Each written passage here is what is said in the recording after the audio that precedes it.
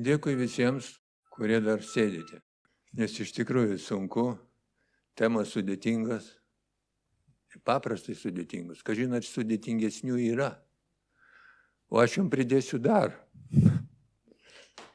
Pasiruoškit. Pakviestas pasisakyti šitoj konferencijoje. Aš iš karto Juozui sakiau, aš ne tiek kalbėsiu apie Dostojevskį ir Vydūno vienas kito ten santykius, kiek kalbėsiu apie tai, kas mano supratimu aktualu šiandien. Bet atsispirdamas, aišku, į šitos du didelius vyrus. O šiaip pradžiai, yra Vydūno sakinys, beveik visas gyvenimas, kurį jis mums rodo, yra gyvenimas pragare. Jau čia ne vieną kartą skambėjo šitas sakinys. Praktiškai galim būtų eiti ir namo jau, nes Vydūnas aiškiai pasakė, kad nesutinka su to pasauliu, kurį Dostojevskis rodo. Jis tiki, kad pasaulis gali būti kitoks, geresnis ir viskas, tuo ir baikim. Ir va čia yra visa žmonijos tragedija, mano supratimu. Kiekvienas iš mūsų, žiūrėdami į tą patį, matom kiekvienas kas ką. Dar yra kita tokia takoskyra. Vieni stengiasi suprasti, kaip yra iš tikrųjų. Kaip tas gyvenimas surėdytas. O kiti iš karto siūlo taisyti šitą pasaulį ir kalba apie tai, kaip jie norėtų, kad būtų. Atkreipkite dėmesį. Mes visi beje tokie esame. Mes visi esame maištininkai prieš šitą pasaulį ir prieš tos kūrėjus, kurie šitą pasaulį kūrė. Nes mums nepatinka. Nepatinka. Dostojevskį vienaip, Vydūnui kitaip, bet nepatinka. Ir pasaulyje keičiasi labai daugas, burbuliuoja. Šiandien patys matote, šiandien nekalbėsiu apie tai, kas vyksta, jūs visi žinot viską, bet nesikeičia vienas ir tas pats. Va tas mūsų žiūrėjimas į pasaulį ir matymas kiekvieno kitaip. Ir tame nieko naujo, aš irgi galėčiau sakyti, einu namo, nes ką čia naujo pridėsi. Bet aš pridedu prie šito, žiūrim į tą patį ir matom kas ką, aš pridedu mano supratimu labai esminį dalyką. Mes pasmerkti, žiūrėdami į tą patį, matyti kiekvienas kas ką. Mes pasmerkti šitam. Kad nebūtų taip žiauriai, nes taip žiauriai neskambėtų šitas mano sakinys. Aš sakau, kad aš darau prielaidą, kad mes pasmerkti. Tai yra prielaida. Ir dabar aš jums atliksiu savotišką išpažintį. Savo gyvenimo išpažintį. Kaip aš atėjau iki šito sakinio? Ašgi ne iš karto, išdrįsau net pats savo pasakyti, kad mes pasmerkti. Aišku, mano kelyje į šitą supratimą buvo daug asmeninių dalykų, aišku, iš jų nevardinsiu. Aš kalbėsiu tik apie tai, apie tos mano kelio etapus, kuriuos jūs čia visi sėdintys galit suprasti arba ir patys dalyvavot. Pirmiausia, aš dar vaikų, paauglių, aišku, atsimenu spaliukų, pionierių judėjimus. Ir aš jau tada save atsimenu, vaiką, galvoju, kodėl taip? Iškai vieni taip noriai tais spaliukais tampa. Gaišta laiką po pamokų, ten visokius ritualus atlikinėja. Aš galvoju, geriau eiti žuvį pagaudyti. Ir bandžiau su savo klasės draugais pakalbėti. Gal ką iš čia užsimat, kažkaip pionieriai, suprantate? Einam žuvį pagaudyti. Žiūriu, kad įvairiai mes suprantam. Vieni su manimi eina žuvį gaudyti, o kiti žygiuoja, tais pionieriai. Beje, mano klasėje dauguma berniukų neįstojo, mano suagituoti į tuos pionierius, bet mums nepasisekė. Mums liepdavo sėdėti po pamokų ir žiūrėti, kaip jie žygiuoja. Namo vis tiek neleisdavo. Taip, kad tame nebuvo jokios ideologijos, jokio maišto. Tai buvo tiesiog pragmatiškas vaiko toks elgsena tokia. Aišku, paskui, kai atsirado komjaunuoliški reikalai. Ir kai aš mačiau, kaip jau dalis mano klasiokų mielai tos ritualus komjaunuoliškus atlieka, kurie man taip toli buvo nuo realybės. Dar buvo vienas etapas, aš užsimačiau, kaip čia dabar yra. Kad vieni mes taip noriai užsisegam tą ženkliuką, o aš neužsisegiau. Paskui nukentėjau šiek tiek dėl to, bet ne per daugiausia. Kitas etapas, jau po mokyklos ir iki sąjūdžio. Aš pavadinčiau knygų etapu. Mes jauni vyrukai, 20-mečiai, šešiese, Kaune, turėjom kolektyvinę biblioteką. Ir toje bibliotekoje buvo tokių knygų, kurių tuo metu absoliuti dauguma Lietuvos gyventojų ir Kauno net nežinojo, kad jos kur nors yra. Mes jas turėjom. Jos nebuvo draudžiamos, bet jos buvo tiesiog sunkiai prieinamos. Jos negulėjo šiaip jau bibliotekose padėtos, knygynuose jų nenusipirksi. Nu, ką jam čia paminėti? Nu, pavyzdžiui, akupunktūros vadovėlis. Buvo tarybiniais laikais pokariai išleistas kiniečių akupunktūros vadovėlis su dideliu tokiu kiniečio kūno žemėlapiu su visais taškais. Ir ta knyga vadinosi su grifa sekretna, slapta. Bet mes kažkaip jas sugebėjom gauti. Šalia to aš, aišku, skaičiau įprastas knygas tą patį Dostojevskį. Ir skaitydamas Dostojevskį, žiūrėdamas į tos 3 brolius Karamazovus, kaip jos Dostojevskis mums rodo. Aš jau tada, aišku, nesąmoningai, bet viduj, aš dabar suprantu, aš viduj galvojau, kodėl 3 broliai? Broliai, viena šeima, o tokie skirtingi ir taip skirtingai mato pasaulį. Kunigaikštis Miškinas iš Idioto. Visai kitas personažas, visai kitas. O Kipšai, jeigu šiandien mes paskaitytume tos Kipšus ir pažiūrėtume iš šios dienos Lietuvą ir pasaulį, kokios būtų atitikmenys, kokie atitikmenys būtų. Bet šalia kitų dalykų mes turėjom Indijos filosofiją, jogas visokias, budizmus, Freudus, Jungus, ko tik mes ten neturėjom. Vieną dalyką pasakysim, kas man labai įstrigo. Mes turėjom jogų, knygas apie jogą, bet, žiūrėkit, dabar dar atsimenu, buvo Kriya joga, Bhakti joga, Hatha joga, Raja joga ir Jnana joga. Ir aš jau tada, žiūrėdamas į šitą jogų tą visą rinkinį, galvoju, tie, kurie rašė tas knygas, kažką apie pasaulį žinojo ir apie žmogų. Nes tos visos jogos buvo skirtos atskiram tipui sąmonės, smegenų struktūros atskiram tipui. Pavyzdžiui, Kriya joga, tai yra tiesiog buitinė joga. Tai yra buitiniam žmogui, buitiniam, visiškai buitiniam. Bhakti joga, religingam žmogui, Hatha joga, sportininkui ir taip toliau. Tas man padarė didelį įspūdį, atsimenu. Aišku, istorija. Domėjomės istoriją, kur yra požiūrių skirtumai. Aš paskui šiek tiek vėliau dar grįšiu prie šitą. Per šitas knygas, kadangi mes turėjom unikalių knygų, mes jas skolindom paskaityti įvairiems žmonėms. Aš susipažinau su ne vienu Kauno psichiatru ir psichologu. Būdamas 20 metais, kažkur 21, 20 metų. Ir žinokit, prašydavausi, kad jie mane paimtų į savo tyrimus.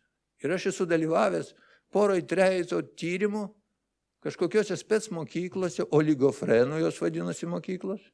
Buvo tyriamas jaunuolis, ar jis tinkamas kariniai tarnybai. Ir aš tada atsimenu savo šitą jausmą pirmiausia. Kokia slydi riba yra tarp normos ir liguistumo. Nepaprastai slydi riba. O žiūrėdamas į tos psichiatrus, kuriem mes skolindavom knygas, aš dažnai pagalvodavau, kad o jūsų vieta tikrai ligoninėje, ta prasme, gydytojų kabinete. Bet aš šiaip tik tais, čia sakau mano išpažintis, kur kaip aš ėjau į šitą drįsimą pasakyti, kad mes pasmerkti skirtingai suvokti pasaulį. Aišku, aš buvau ir menininkas tuo pačiu. Muzikavom. Ir tai irgi buvo 2 pasauliai. Vienas pasaulis buvo tokia oficiali tarybinė estrada, kur rinkdavosi sporto haliai, minio žmonių, o mes grojom visiškai kitą muziką savo. Jinai nebuvo draudžiama, bet ir nebuvo toleruojama. Tu buvai taip visą laiką laikomas paribėse. Na, šitą mano gyvenimo dalis baigėsi daina Pabudome ir kelkimės, kurią visi žinot. Ir taip atėjo Sąjūdis. Vat visą šitą knygų laikotarpį aš gyvenau, kaip aš sakydavau, vidiniai emigracijoje. Nes mes skaitėm knygas, kurių nėra bibliotekose, klausėm muziką ir grojom, kurios irgi nėra, šiaip viešai prieinam. Ir gyvenom tose dviejose pasauliuose. Vienas buvo televizinis, popierinis, laikraštinis pasaulis ir visai kitas pasaulis buvo mūsų ansamblėje muzikiniam, mūsų knygų skaitytojų būrelė ir šiaip. Tai buvo absoliučiai nesusisiekiantys indai praktiškai. Ir štai ateina Sąjūdis ir man, dar jaunam žmogui, pasirodė, kad tie pasauliai susiliejo, kad tie du pasauliai pagaliau tapo vienu. Ir aš iššokau Sąjūdžio suvažiavimą ir pasakiau tą savo kalbą ir atsiėmiau ir po šį dieną dar atsiminėjau. O aš pasijaučiau viso labo, mano supratimu, tais laikais ant tiek akivaizdžią tiesą, kurios Sąjūdžio suvažiavimo pirmoji dienoj nieks nepasakė. Galvoju, gal jie tiesiog užmiršo. O ta tiesa buvo tokia, kad visos vėliavos, himnai, katedros ir visa kita, ką dar mums tuometinė valdžia duos, yra antriniai dalykai, palyginus su pagrindiniu klausimu. Ar mes išliekam sąjungoje, ar ne? Ir viskas. Kaip sakiau, pasirodė, kad pasaulyje ir toliau išliko du. Ir Sąjūdžio suvažiavimas skilo į dvi dalis. Po to jau Sąjūdžio, kaip Sąjūdžio narys, rašiau dvi konstitucijas. Teisingiau, rašiau vieną, kuri konfrontavo su kita konstitucija. Ir staiga atsirado du pasauliai jau Sąjūdyje, Kauno ir Vilniaus. Mes Kaune rašom konstituciją be TSRS sudėties, o Vilnius parašo konstituciją su TSRS sudėtim. Ir Sąjūdžio priimta konstitucija 88 lapkričio mėnesį yra su Tarybų sąjungos sudėtimi ir nauja sąjunginė sutartim. Dabar tiesiog niekas šito nebeprisimena. Bet vėl staiga atsirado du pasauliai. Ir mums Kaune atrodo, akivaizdu, kad tai prašyti nereikia. O Vilniui daugam atrodo, kad reikia. Paskui buvo aukščiausia taryba ir ten vėl tas pats.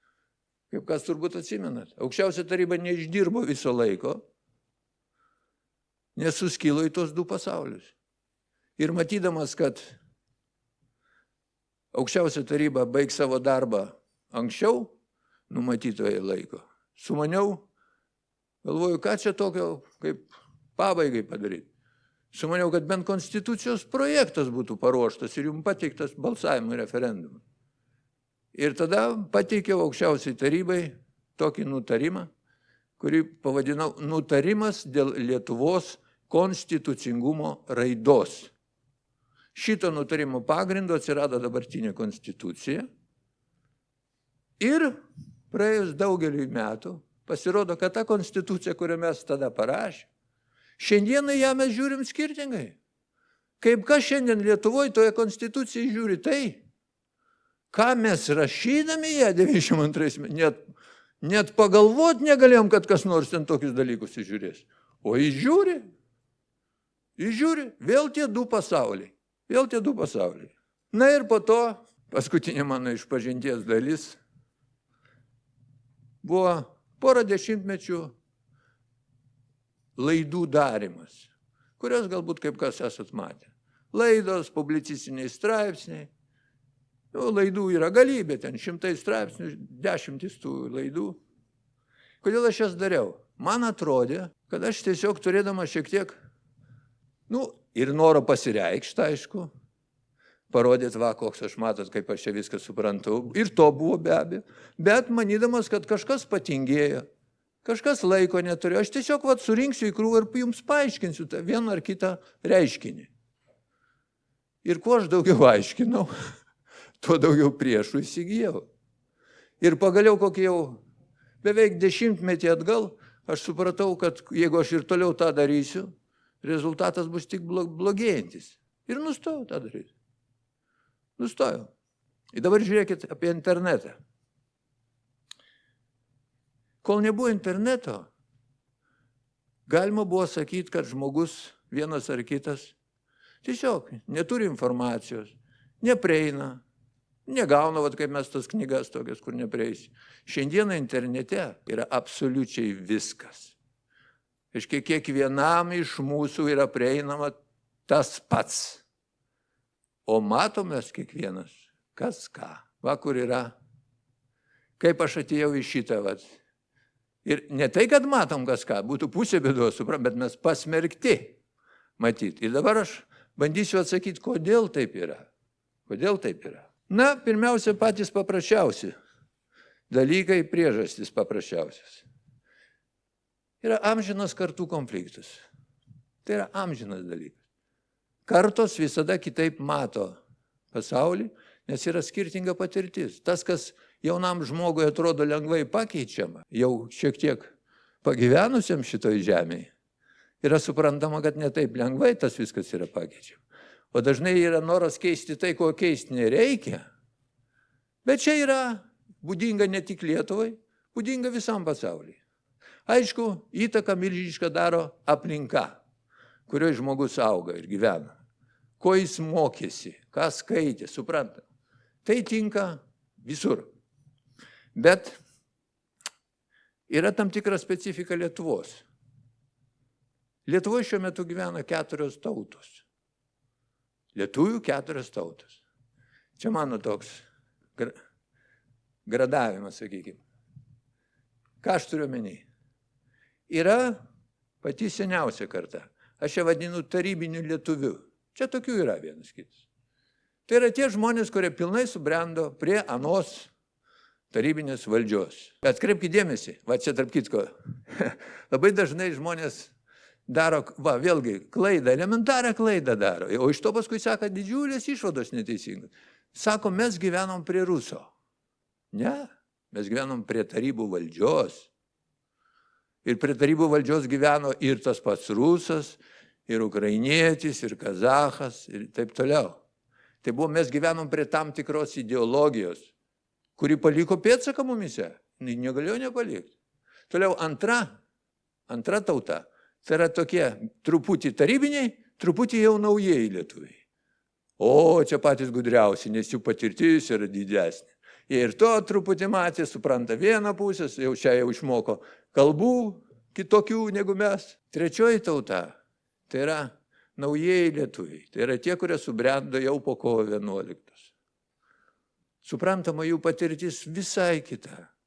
Jeigu mums išvažiavimas į Lenkiją, tai buvo gyvenimo įvykis. Jeigu kažkas buvo Lenkijoje, tai Kaunas iš Lenkijos šnabždėdavosi.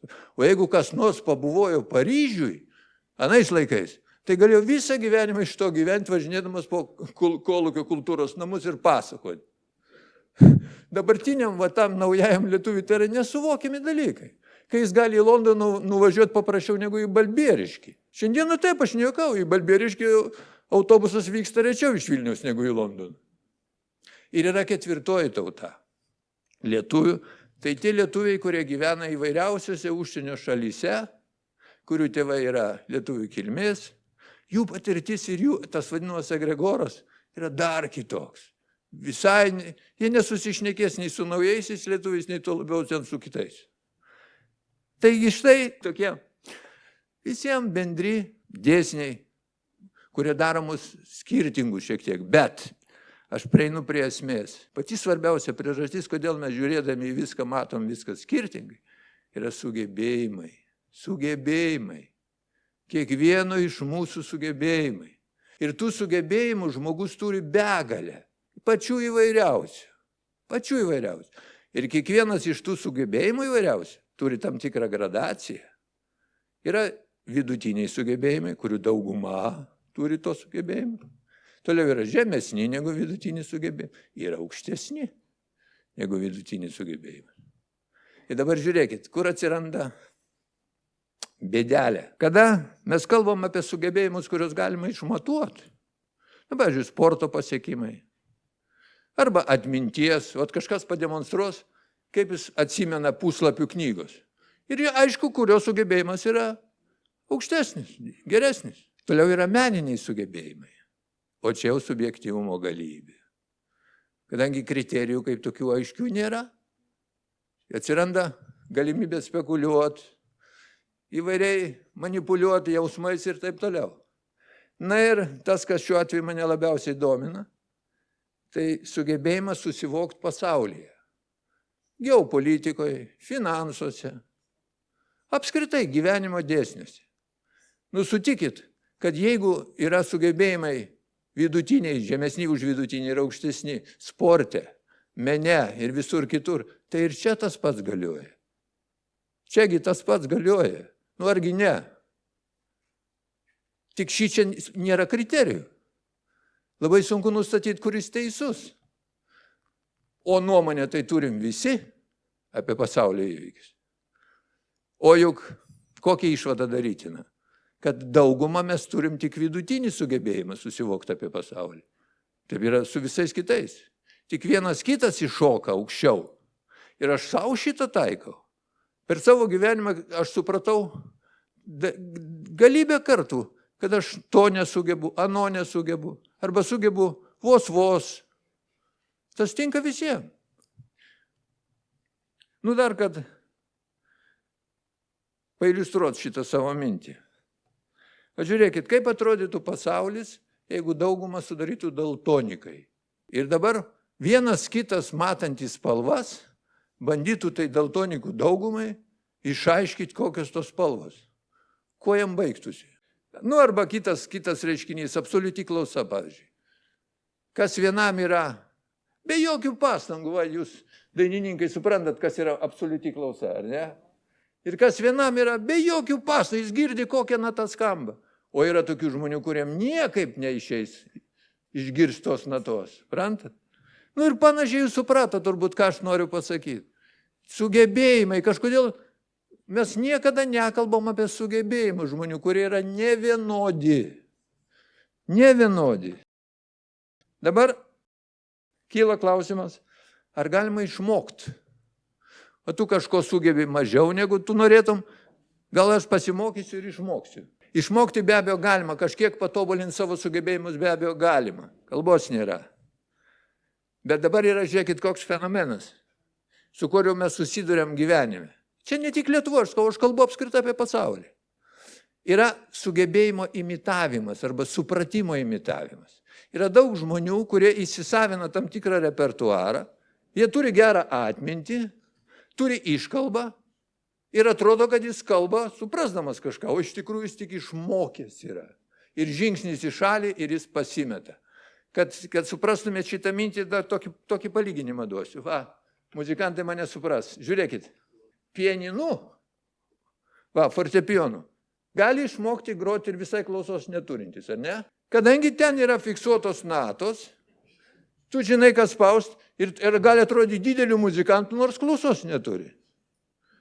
Bet dabar žiūrėk, o smuikų galima? Ne. Dėl to, kad smuikė nėra fiksuotų natų. Ką aš turiu omeny sakydamas, imitavimas supratimo. Ir dabar tokia, nežinau, ar džiugi išvada iš to, ar kaip tik priešingai. Tie žmonės yra nekalti, kad jie turi vienokius ar kitokius sugebėjimus. Ir tie, kurie turi didelius, čia ne jų nuopelnas, jie tiesiog gavo jos gimdami. Tai dėl to ir visos klaidos, kurias žmogus daro, išeidamas iš savo nepilnai tinkamų sugebėjimų. Jis nekaltas dėl to. Bet yra kita kategorija žmonių. Tai yra gudrus ir prisitaikantis, kurie mikliai supranta, kaip galima gauti naudos vienoje ar kitoje situacijoje. Šitie tai jau yra tikrai kalti. Nes jie žino, ką daro. Šitie tai jau tikrai kalti. Ir aš turiu tokį posakį. Ten, kur naivus sutinka gudrų, iš karto gimsta apgaulė. Nes jis mato, kad galės uždirbti. Įvairiausios naudos, ne tik finansinis. Politinė ta nauda gali būti kokia norit. Ir vat aš dabar pereinu prie tų naudų. Kai mes renkam ir vis nepatenkinti tuo, ką išsirinkom, tai va čia ir slypi atsakymas, kodėl tie rinkimai yra rezultatai tokie, o ne kitokie. Kadangi mes skirtingai suvokiam pasaulį, tas skirtingas suvokimas yra sąlygotas mūsų sugebėjimu. Ar gali, sakykime, tokia didelis kiekis Lietuvos žmonių, ne tik Lietuvos, bet kurios šalies, susigaudyti finansuose pasaulio, geopolitikoje? Nugi ne. Ne. Bet jums duoda biuletenį ir jūs einate į rinkimus ir balsuojat patys nelabai suprasdami už ką ir kodėl. Juk taip yra. Vis tiek apgaus. Va dėl to ir yra tokie rinkimų rezultatai. Mes renkam, nes dar žiūrėkit, dar yra rinkimuose koks yra niuansėlis. Jeigu atsiranda toks veikėjas, kuris bando aiškinti tiesas didelės, tai už jį ir nebalsuos. Nes vienas dalykas, kartais jis baiminančiai kalba, ar ne? Ta, kai jis šneka, jums gali nepatikti, jūs norėtumėt, kaip Vidūnas, jis nori, kad būtų kitoks pasaulis, o ne toks, kokį Dostojevskis piešia. Ir jie nebalsuos už tuos, kurie tikrai vienintelį juos išvestų kažkur į geresnį rytojų. Nebalsuos. Arba, sakykime, yra partija kokia nors, ir jūs matot, kad ten susirinkę perbėgėliai iš visokių partijų. Ir aš irgi galvodavau, kodėl balsuoja žmonės? Neminėkim juos. Ir aš galvoju, negi jūs nemato, kad ten susibėgo, tiesiog išdavikai iš tos partijos, iš tos subėgo.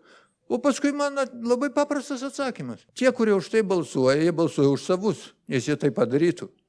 Jiem yra suprantama jų logika veiksmų. Jis supranta, ir to labiau, o toks kaip aš ateina ir padaiškit, kad tai negerai, tai už mane ir nebalsuos. Nes jie supranta šitą naudos siekimą. Jiems suprantami dalykai. Ir dabar kokios iš to seka išvados, apibendrinant rinkimų šitą visą reikalą. Koks rezultatas? Vidutiniai žmonės, kurių yra dauguma, visada balsuos už vidutinius politikus. Už tuos, kurie jiems artimi. Taip? Ne, nelabai. Aš suprantu, yra niuansų. Ja, bet kuriuo atveju tie vidutiniai politikai vykdys tą pačią vidutinę politiką įprastą kaip iki šiol. Nei geresnė, nei blogesnė. Dėl to niekas ir nesikeičia. Jums rinkimų reikalas. Dabar kita išvada iš to skirtingo mūsų sugebėjimo suvokti pasaulį. Karai. Čia daug buvo cituojamas Vidūnas, kad karai yra neišvengiami. Kol žmogus gyvas, tol kariaus, bet jis nepasako, kodėl jie neišvengiami, man atrodo. Ne tik dėl to, kad ten trūksta moralės, čia moralė nelabai kodėta. Žiūrėkit, kai mes kiekvienas iš čia sėdinčių žiūrit į pasaulį, jūs susikūrėt savo pasaulio vaizdą, kuris gali būti tolimas nuo realybės. Ir jeigu didelė žmonių masės susikūrė skirtingus pasaulio vaizdus, konfliktas tarp tų masų yra neišvengiamas. Nes kiekvienas nori būti teisus ir kiekvienam atrodo, kad jo pasaulis tai yra teisingas, o vatano yra neteisingas. Ir dėl to karai vyksta čia. Čia susiduria, aišku, kada smulkmenose, smulkmenose barasi kaimynai, bet kai yra ypatingai tokie lūžio momentai kaip dabar, yra svarbus mūsų pasauliui tam tikri taškai, kurios skirtingai supranta didelės grupės žmonių. Ir dėl to karai pasidaro nebeišvengiami. Ir čia grįžtu prie Dostojevskio ir didysis inkvizitorius. Čia labai tiks. Didžiojo inkvizitoriaus monologe yra 3 atspirties taškai.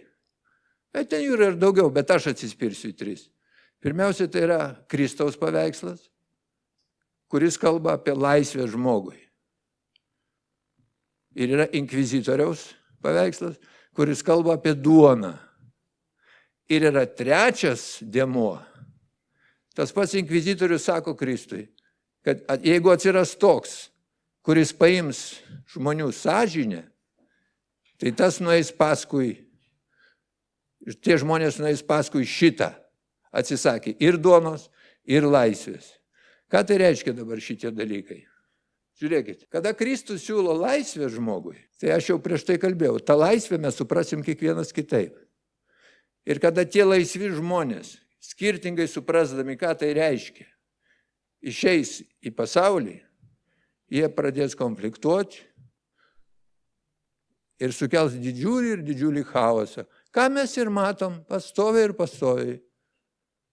Tada šitą matydamas inkvizitorius sako, reikia valdyti laisvę, aš jums duosiu duonos. Bet iškyla kita problema inkvizitoriaus. O kaip atskirti, kuris inkvizitorius yra geras ir tinkamas? Jeigu jūs pažiūrėsite į dabartinį mūsų laikmetį, kiek yra pretendentų į inkvizitorius, kurie siūlo mums pataisyti pasaulį, pataisyti mūsų gyvenimą. Aš sąmoningai neminiu pavyzdžių kuo mažiau, nes kiekvienas paminėtas pavyzdys sukels skilimą jūsų galvose. Bet kiekvienas savo įsidėkit pavyzdžius. Šiandieną į laisvę pretenduoja daug kas ir tą laisvę gavo daug kas. Ta laisvė išvirto į tai, apie ką aš paskui kalbėsiu. O inkvizitorių pretenduojančių yra daug ir jų tie planai nieko gero mums nežada. O sąžinės klausimas, kurį mini inkvizitorius, tai yra ta pasaulėžiūra. Ir žmogus laikosi savo pasaulėžiūros įsikibęs visom 4. Tai yra būtinas jo išgyvenimo elementas. Ir kuo jo smegenys paprastesni, tuo pasaulėžiūra paprastesnė. Bet jis vis tiek laikysis jos įsikibęs. Va čia yra ta neįsprendžiama aklavietė. Ir aš pritarčiau, jūs baigėt savo postą, nes sakot, jūs atsakymą nepasakėt. Aš irgi nežinau atsakymą. Bet problema va čia yra sukoncentruota. Dabar iškiltų klausimas, ką daryti. Mūsų gyvenimo taisyklės lemia valdžia visur ir visada. Kokią valdžią išsirinksim, tokias taisyklės mums jinai sukurs. Banalūs dalykai. Pradėsiu kalbėti, kaip atskirti, už kurį balsuoti, nieko tas neduos. O jeigu manęs paklaustumėt, ko aš norėčiau, stočiausi Vydūno gretas, kaip aš norėčiau, kad būtų? Aš norėčiau, kad būtų pripažintas sugebėjimų svarbumas. Kiekvienam darbe turi būti sugebėjimai. Jeigu tu eini dirbti chirurgu, tu turi turėti sugebėjimų šitam, o ne kiekvienas norintis gali to užsiimti. O tuo labiau, jeigu tu pretenduoji valdyti valstybę, spręsti žmonių likimus, tu turi turėti, negali būti vidutinis eilinių sugebėjimų žmogus, nes tada bus eilinis bardakas, tas, kuris ir vyksta pasaulyje. Bet maža ko aš noriu. Ar maža ko Vydūnas norėjo. Pasaulis eina savo linkme. Ir dabar, kodėl aš, nepaisant visko, kad aš jau keletą metų tyliu, o čia karts nuo karto tik pasisakau, vis tik nutariau vėl pasisakyti. Todėl, kad būdamas lietuvių tautos dalimi, būdamas šitos valstybės vienu iš kūrėjų naujame etape, aš matau, kad mums iškilo didžiulės grėsmės. Pirmiausia, aišku, iškilo grėsmė valstybingumui. Jūs girdite, matot. Bet į ką aš norėčiau atkreipti dėmesį? Aš jau sakiau, šitos vietos, dar sykį pakartosiu. Grėsmės yra suvokiamos labai ir labai paviršutiniškai. Jos yra žymiai įvairesnės, žymiai gilesnės, jų kilmė yra žymiai gilesnė, negu mums pateikia tas vidutinis žurnalistas, vidutinis televizijos darbuotojas, vidutinis politikas. Aš drįsčiau pasakyti, kad jie klysta. Grėsmės yra realios, bet taip, kaip jie suvokia jų genezę, jie klysta. Jie gyvena tam savo išgalvotam pasaulyje. Realybė yra visai kitokia. Bet šalia grėsmės valstybingumui atrodytų, kas dar gali būti blogiau. Yra dar didesnis pavojus. Ir apie jį aš šiek tiek, eidamas į pabaigą, išeisiu iš toliau. Žiūrėkit, pastaraisiais dešimtmečiais lietuvių tauta sumanė būti kažkuo kitu. Turbūt sutiksit. Mes atsisakom savo savasties ir mes norim tapti kažkokiais jais, kažkuo kitais. Dabar, kuo mes norim tapti pastarosius keliasdešimt metų? Mes norim tapti tais, kurie keletą šimtmečių iš esmės valdė šitą žemės rutulį. Tai buvo Europa. Keletą šimtų metų pasaulio centras buvo Europa. Ir ne šiaip Europa, o vakarų Europa. Ir ne šiaip vakarų Europa, o Britanija. O pastarosius keliasdešimt metų Jungtinės valstijos. Tai yra centras visako. Jie šimtmečiais dominavo šitame mūsų pasaulyje. Ir dabar žiūrėkit, praktiškai subjektiškomis valstybėmis buvo kelios tik tais vakarų Europos valstybės ir Jungtinės valstijos. Visos kitos pasaulio valstybės buvo daugiau objektas. Arba kitaip aš pasakysiu, buvo burna ir buvo maistas. Ir dabar jūs įsivaizduokit, pastatykit save į burnos padėtį. Ar jūs norėtumėt, kad burnų atsirastų daugiau? Juk jokia burna nenorės, kad dar būtų kita burna. Jis norės, kad maisto būtų daugiau. O mes kažkodėl įsivaizduojam, kad mus priims į burnų statusą. Ir ne tik mes. Visa vidurio rytų Europa kažkodėl gyvena tokio iliuzijai, kad mums bus leista prisėsti prie stalo, kur burnoms yra skirta. O iš to seka paskui didelės klaidos, kada tu neteisingai supranti savo padėtį. Dabar, kaip šita burna, kaip pasiekė savo šitą statusą? Pasiekė 3 institucijų pagalba. Vienuolis, karys ir pirklys. Vat šitų 3 institutų pagalba, pirmiausia ateina ideologija, kur nors, jeigu neužtenka, ateina karys, ir tada ateina pirklys ir pasiima tą, ką jam reikia. Vat šitų paprasčiausių dalykų pagalba vakarų Europą valdė šimtmečių šitą žemės rutulį. Ir jie, kaip jums pasakyti, teisėtai tą valdė, kadangi jų ir vienuolis, ir pirklys, ir karys buvo pranašesni keliom galvom už visus kitus. Tas tęsiasi šimtmečiais. Bet dabar aš nesigilinsiu į šitą, tik jums užduodu klausimą. Ar šiandien tas vienuolis, pirklys ir karys taip pat pranašus, kaip prieš 200 metų, prieš kitą pasaulį? Ko gero taip. Bet tada kitas klausimas. Ar tie, kurie turėjo šitos instrumentus, nori jų atsisakyti? Nenori. Tai va. Ir dabar žiūrėkit, o mes norim tapti tais, kurie yra burna, kurie turi tos instrumentus, kurie stengsis juos išlaikyti. Ir norim, bet yra dar kitas, jau pastarųjų dešimtmečių reikalas. Mes norim tapti jais, o tų jų jau nebėra. Nes tie, kurie važinėjat po vakarų Europą, turbūt sutiksit. Ta klasikinė vakarų Europa, jos nebėra. Jeigu jums šitą reikia įrodinėti, aš dabar įrodinėti nesiimsiu, nes tai turėtų būti, akivaizdu kaip 2x2 4. Klasikinė Europa vakarų baigėsi. Ir reiškia, mes norim tapti tais, kurių jau nebėra.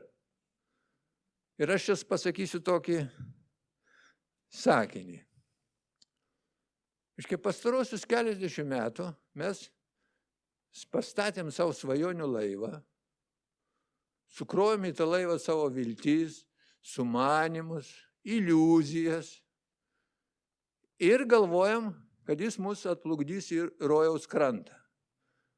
O man atrodo, kad yra ir kitas variantas, kad tas laivas yra Titanikas. Ar jums netrodo? Ir vat vėl susiduria šiandieną 2 matymai pasaulio.